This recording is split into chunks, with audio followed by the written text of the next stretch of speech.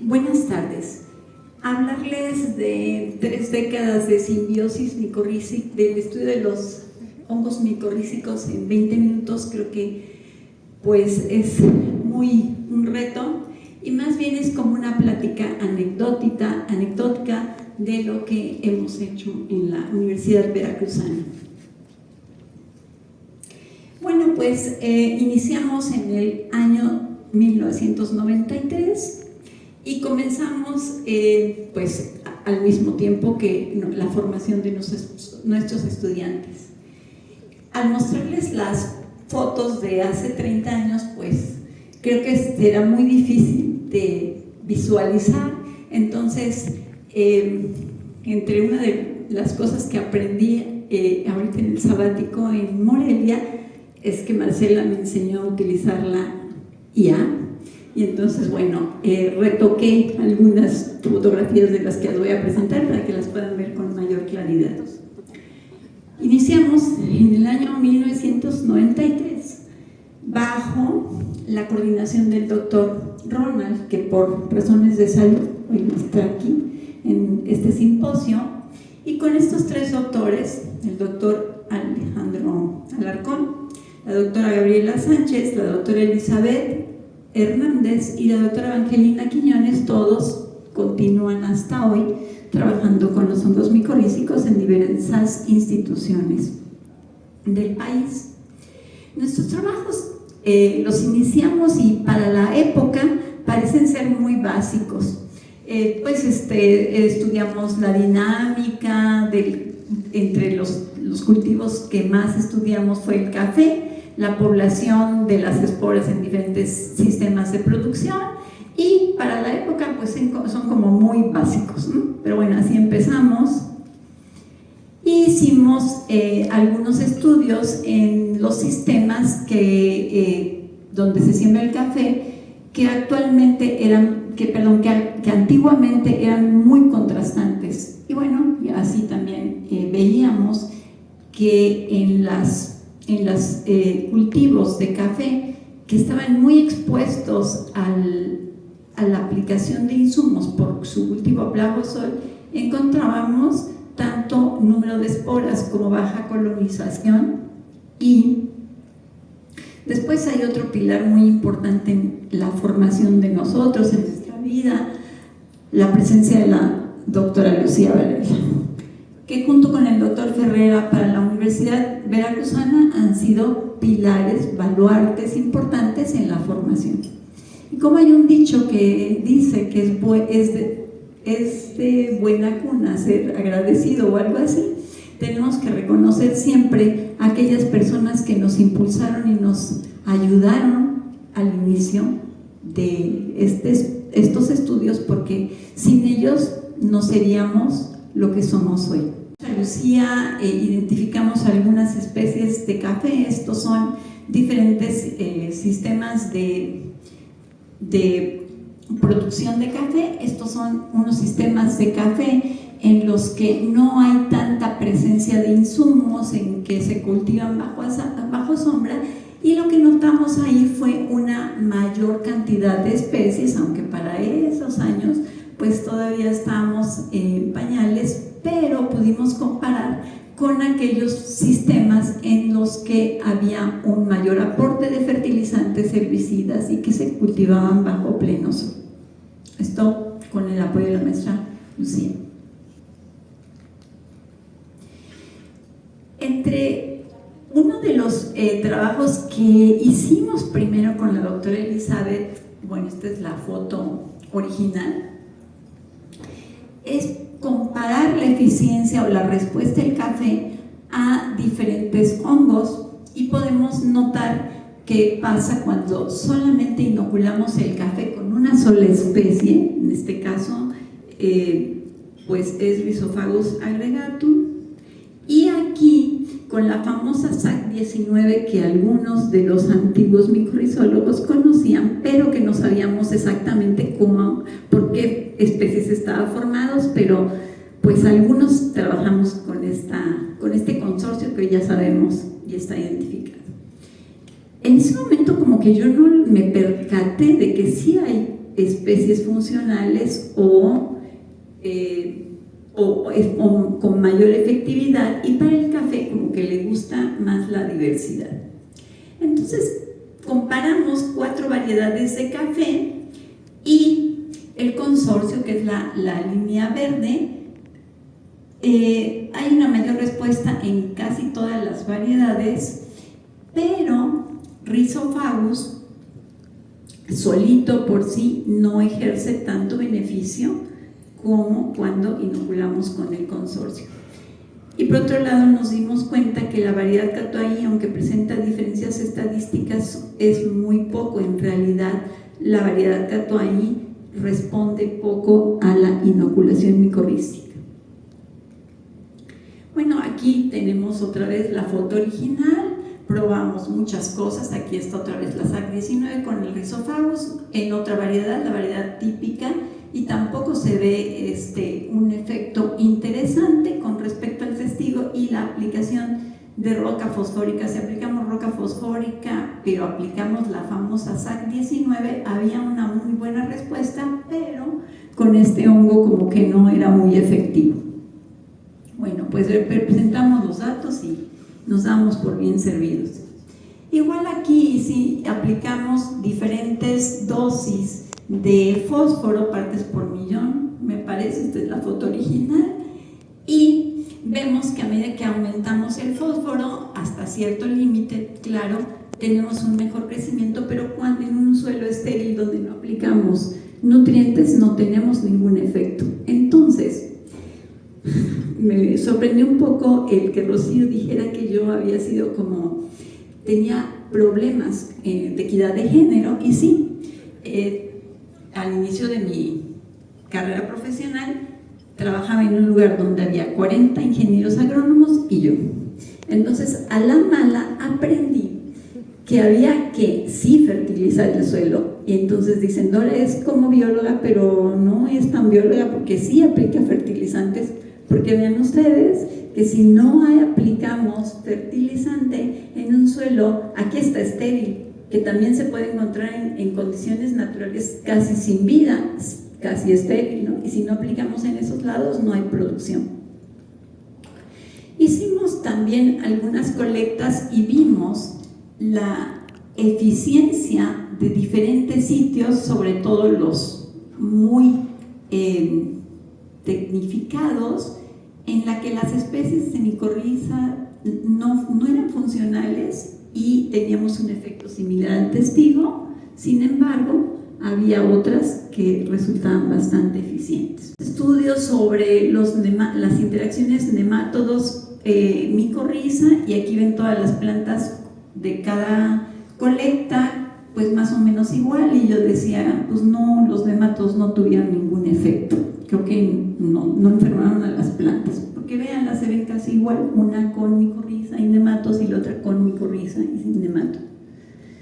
Cuando quitamos el experimento y vemos las raíces, claro que estaban enfermísimas aquellas plantas que no tenían la asociación.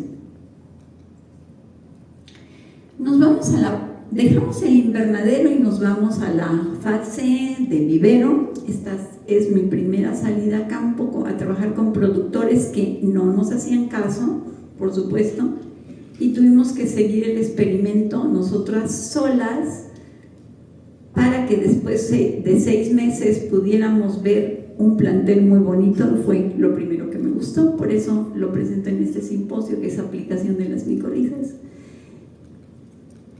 Nos vamos a campo y nos vamos a un cultivo de café, una plantación de café en donde estaba muy infestada por nemátodos, pero el patrón del café es otra especie de café, creo que es canéfora, y sobre esa habían injertado la variedad típica. Entonces, esta especie como patrón sirve porque emite muchas raíces y no importa que estén los nemátodos destruyendo las raíces porque se siguen produciendo más, de tal forma que mantiene a la planta de café de pie, pero nosotros quisimos probar y meter a las plantas de típica nada más sin injerto en ese sitio muy infestado por nematodos. De someterlas a ese estrés biótico vino una sequía tremenda y vemos que las cepas que desde el principio, que los consorcios que desde el principio no fueron eficientes, pues murieron más que las que habíamos encontrado con mejor respuesta. Realizamos un trabajo de campo en el que hicimos interacción de vermicomposta con plantas micorrizadas. Tanto es vermicomposta y micorriza, ¿sí? Y estas son sin micorriza. Las llevamos a campo, las barras verdes son al inicio del trasplante, iban micorrizadas, al inicio, y las cafés al final. En cuanto al rendimiento, porque eso es muy importante, que crezca la planta, pues es muy padre y podemos medir su altura y sus hojas, pero el rendimiento es un factor que todo el mundo dice, el productor, ¿cuánto me va a redituar si yo aplico las micorrizas? Y en un primer intento, esto es lo que encontramos, la combinación de la micorriza más vermicomposta para obtener un rendimiento interesante. Y ahí empezamos a trabajar un poquito en campo. Y lo mismo, más o menos el mismo tipo de trabajos hicimos para papaya, maíz, aguacate, entre varios cultivos. Y creo que en ese momento ya tenemos una línea de investigación más o menos consolidada. Y para los que somos de universidades de provincias, se nos hace familiar eso de los CA, que son cuerpos académicos, y que no lo tienen ni el POLI ni la UNAM, pero que para nosotros, las universidades de provincia, es una evaluación que normalmente estamos haciendo.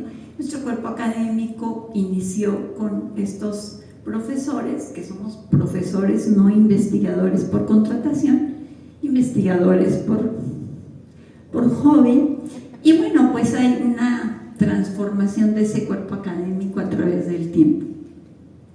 Se inicia una nueva etapa de trabajo y entonces ya no nada más somos los investigadores de la UD, como comentó Sara, y empezamos a hacer relaciones, y estas publicaciones son producto de la interacción.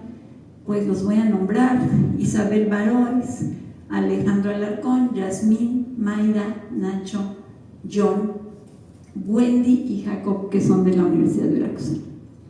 Cuando Nacho y yo nos pasamos en pandemia, empezamos a escribir y nos dimos cuenta que este trabajo de Wendy había sido uno de los primeros trabajos moleculares en México. Ya había más en el mundo, pero el trabajo de Wendy era uno de los primeros en ese país. Nos vamos a campo otra vez y entonces trabajamos con pepino, con papa, con limón, con caña de azúcar. Y aquí tenemos ya con áreas más grandes. Desafortunadamente en caña ha sido muy difícil llegar al rendimiento, porque sí vemos el crecimiento, pero cuando es el rendimiento, como el ingenio es el responsable de cortar, pesar y demás, no podemos calcular exactamente el rendimiento. Entonces pues nos quedamos en que se ve la diferencia hacia a ojímetro. Ahora hay una estudiante, Cristina, no sé si está por aquí. Cristina está trabajando su tesis de maestría y yo creo que sí vamos a poder dar los rendimientos y otros elementos que Cristina está evaluando. El cultivo de limón, que también para mí fue sorprendente, a algunos meses de edad, en donde no solo vimos el crecimiento, sino también el rendimiento, donde se veía que aquellos árboles de limón que habían sido micorrizados al trasplante tenían un mayor tamaño, también un mayor número de brotes y jugosidad y otros parámetros que evaluamos según la norma de calidad para estos datos fueron proporcionados por la doctora Wendy. que nunca puede faltar en mis pláticas, que es el cultivo de piña, en donde probamos en campo el uso de la asociación micorrízica con un método de inoculación nada fácil, nada adecuado para los productores, y que había tenido esa parcela prácticamente de cultivo de piña por muchos años, hasta 30 años consecutivos de monocultivo sin descanso. Entonces prácticamente estaba el suelo totalmente estéril, además con una fertilización cada 30 días foliar y al suelo, lo cual eleva mucho los costos de la producción. Me dice el productor que le aplicó poco veneno y le dije no va a salir nada de ahí, pero llegó el día de la cosecha, sí teníamos muy bonito el experimento, el chico, el estudiante que está aquí, todo etiquetado, muy bien llevado el experimento, y entonces encontramos que este es el método, en peso, porque llegamos me gusta mucho porque pudimos pesar la piña y no pesamos una, sino nuestra parcela útil era de 36 piñas con 4 repeticiones, creo que teníamos un tamaño de muestra importante. Bueno, este es el método del productor. Aquí tiene la micorriza sola, aquí con el 25% del fertilizante que aplica el productor y aquí con el 50%. Y a medida que subimos la fertilización hasta 100, pues empieza a bajar el rendimiento. O sea, no estoy en contra del uso del fertilizante, sí hay que usar fertilizantes, pero lo interesante es que podemos reducir, y en estos cultivos que tienen grandes requerimientos, pues es ya bastante costeable. Bueno, pues la decisión entre aplicar la mitad o un cuarto ya está en las manos del productor. Muy importante, muy interesante que encontramos es que además pudimos evaluar la calidad del fruto, y entonces vimos que las piñas que habían sido fertilizadas con el 50%, pero además inoculadas, tenían mucho más alta cantidad de grados Brix y miligramos de ácido ascórbico, en comparación con el método de aplicar 100% de fertilizante, igual para los grados Brix. Bueno, hay más datos, pero...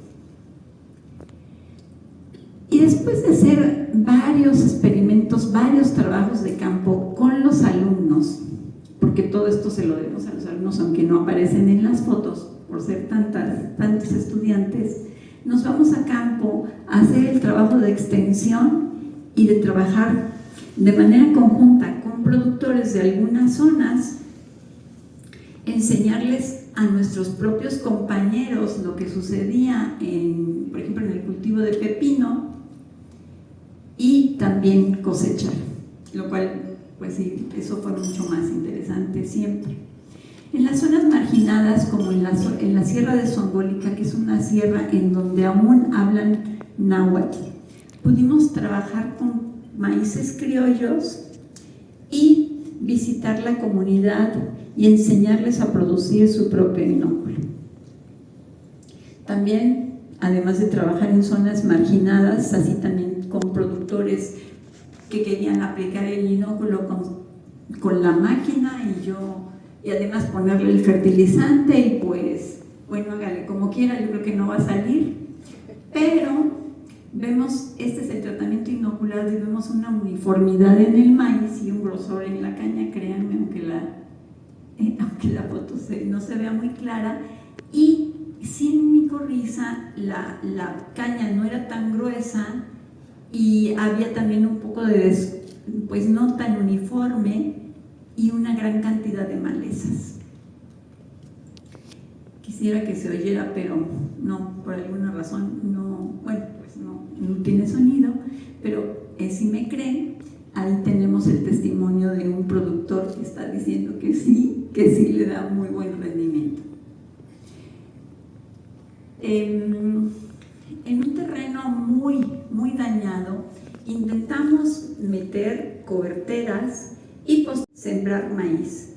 Aquí podemos ver la diferencia entre plantas micorrizadas y con micorriza, con solo un surco de intermedio. Entonces ahí pues nos funcionó muy bien. Aquí otra vez tenemos sin micorriza y con micorriza, tal vez la foto no se ve muy clarita.